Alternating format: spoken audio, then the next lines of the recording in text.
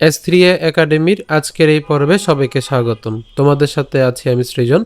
আজকের এই পর্বটি নবম দশম শ্রেণীর যে অষ্টম অধ্যায় রয়েছে অর্থাৎ বৃত্ত যে অধ্যায়টি রয়েছে সে বৃত্ত অধ্যায়ের সম্পাদ্য নয় অর্থাৎ পরিবৃত্ত আমরা কিভাবে আঁকবো তা সম্পর্কে আমরা আজকে জানবো। তো এই অধ্যায়ে তোমরা জানো যে পরিবৃত্ত, অন্তবৃত্ত এবং বহির্বৃত্ত রয়েছে।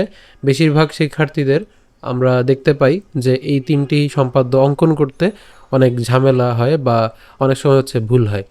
তো একটু মনোযোগ দিয়ে ভিডিওটি দেখো, তাহলে আমরা কিভাবে পরিবৃত্ত অঙ্কন করব খুব সহজে তোমরা জানতে পারবে। ঠিক আছে, সো প্রথমে পরিবৃত্ত জিনিসটা কি সেটা আগে আমরা একটু বুঝি। পরিবৃত্ত বলতে এই যেখানে বলে দিচ্ছে যে কোনো নির্দিষ্ট ত্রিভুজের পরিবৃত্ত আঁকতে হবে। তো ত্রিভুজের পরিবৃত্ত, তো আমরা জানি যে ত্রিভুজের বাহু তিনটা। আমরা যদি নর্মালি একটা ত্রিভুজ, আমরা একটা ত্রিভুজ নিই যদি, তো এই যে ত্রিভুজ নিলাম, ত্রিভুজের বাহু তিনটা, এবি, একটা আমাদের বিসি এবং আরেকটা আমাদের এসি। সো এই যে তিনটা বাহু নিলাম, এই তিনটা বাহু ত্রিভুজের শীর্ষ কয়টা? আমরা জানি যে ত্রিভুজের শীর্ষ তিনটা, এ বি সি। এই ত্রিভুজটার তিনটা যে শীর্ষ রয়েছে, তিনটা শীর্ষকে আমাদের টাচ করবে। এটা আমাদের বেসিক জিনিস। ঠিক আছে, সো এখন আমরা কিভাবে অঙ্কন করব একটু খেয়াল করে। প্রথমে আমরা এবি যে বাহুটা রয়েছে, এবি এর সমদ্বিখণ্ডক অঙ্কন করব।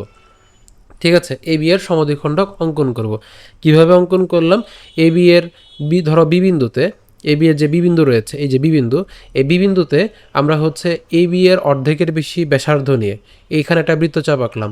ঠিক আছে, আবার এই বিন্দুতে কম্পাসটা রেখে এখান থেকে আরেকটা বৃত্তচাপ আঁকলাম। ঠিক সিমিলারলি এখানেও আমরা একই রকমভাবে ওই যে উল্টাভাবে, মানে আমরা বিবিন্দুতে কম্পাসটা রেখে যখন এখানে বৃত্তচাপটা এঁকেছি, তখন আমরা এখান থেকে এই বৃত্তচাপটা আঁকলাম।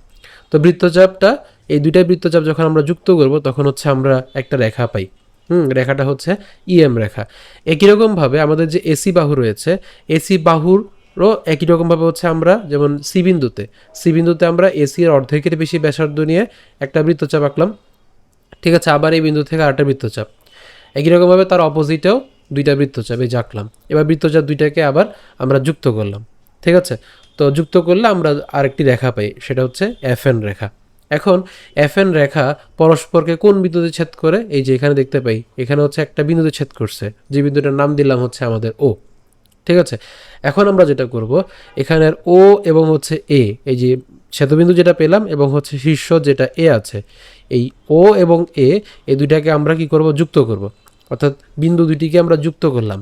যুক্ত করলে এখানে আমরা একটা কি পাই? রেখা পাই। এই রেখাটাই আমাদের যে পরিবৃত্ত হবে, সেই পরিবৃত্তটার ব্যাসার্ধ। ঠিক আছে, এখন আমরা কি করব? ও বিন্দুকে কেন্দ্র করে, খেয়াল করি, ও বিন্দুকে কেন্দ্র করে ও এর সমান ব্যাসার্ধ নিয়ে আমরা একটা বৃত্ত আঁকবো। ঠিক আছে, আমি আবার বলছি, ওকে কেন্দ্র করে ও এর সমান ব্যাসার্ধ নিয়ে, এই যে আমাদের কাটা কম্পাসটাকে এখানে বসায়ে এতটুকু পর্যন্ত মাপ নিয়ে এটাকে আমরা ব্যাসার্ধ হিসেবে ধরে এরপর আমরা কি করব? চারপাশে একটা বৃত্ত আঁকবো। এই যে বৃত্তটা পেলাম, এই বৃত্তটাই আমাদের মূলত পরিবৃত্ত। আশা করি তোমরা বুঝতে পেরেছ। আমি আবার প্রথম থেকে একটু রিপিট করছি। প্রথমে আমরা কি করলাম?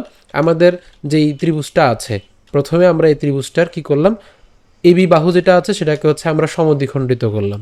সমদ্বিখণ্ডিত করার পরে এখানে আমরা রেখা পেলাম ইএম। আবার একই রকমভাবে এসিকে আমরা সমদ্বিখণ্ডিত করলাম। সমদ্বিখণ্ডিত করার পরে আমরা যে রেখাটা পেলাম সেটা এফএন। এই ইএম রেখা এবং এফএন রেখা, এই দুইটা রেখা পরস্পরকে কোন বিন্দুতে ছেদ করে? ও বিন্দুতে ছেদ করে। এখন আমরা ও এর সাথে আমরা একে যুক্ত করব। যুক্ত করলে ওকে কেন্দ্র করে ও এর সমান ব্যাসার্ধ নিয়ে আমরা এই বৃত্তটার চারপাশে একটা বৃত্ত আঁকি, মানে ত্রিভুজটার চারপাশে আমরা একটা বৃত্ত আঁকি। যে বৃত্তটা পেলাম এটাই আমাদের পরিবৃত্ত। একদমই সহজ। তো আমরা মুখে মুখে অঙ্কনের বিবরণটা সহজে বলে ফেলতে পারি। ঠিক আছে, প্রথমেই যে আমরা বলেছি যে এবি অঙ্কনের বিবরণের আমাদের ধাপ এক যেটা, ঠিক আছে, প্রথম ধাপে কি বলতে পারি? যে এবি ও এসি রেখাংশের লম্ব সমদ্বিখণ্ডক যথাক্রমে ইএম এবং এফএন অঙ্কন করি। ঠিক আছে, এবং মনে করি তা পরস্পরকে কোন বিন্দুতে ছেদ করে? ও বিন্দুতে ছেদ করে। এবার ধাপ দুইটাতে কি হবে? ও এবং এ যোগ করি এবং ওকে কেন্দ্র করে ও এর সমান ব্যাসার্ধ নিয়ে একটি বৃত্ত আঁকি। তাহলে বৃত্তটা, এই যে যে বৃত্তটা পেলাম, সেই বৃত্তটা দেখো যে আমাদের ত্রিভুজের যে তিনটা শীর্ষ এ, বি এবং সি, এই তিনটা শীর্ষকে কি করে? স্পর্শ করে। অথবা এই তিনটা শীর্ষবিন্দু দিয়ে হচ্ছে বিন্দু দিয়ে যায় অর্থাৎ বিন্দুগামী, তাহলে আমি বলতে পারি যে তাহলে বৃত্তটি এ কমা বি ও সি বিন্দুগামী হবে। এবং এই যে বৃত্তটা, এই বৃত্তটাই হলো ত্রিভুজ এবিসি এর একটি পরিবৃত্ত। ঠিক আছে, একদমই সহজ। আমি আরেকবার অঙ্কনের বিবরণটা রিপিট করছি প্রথম থেকে।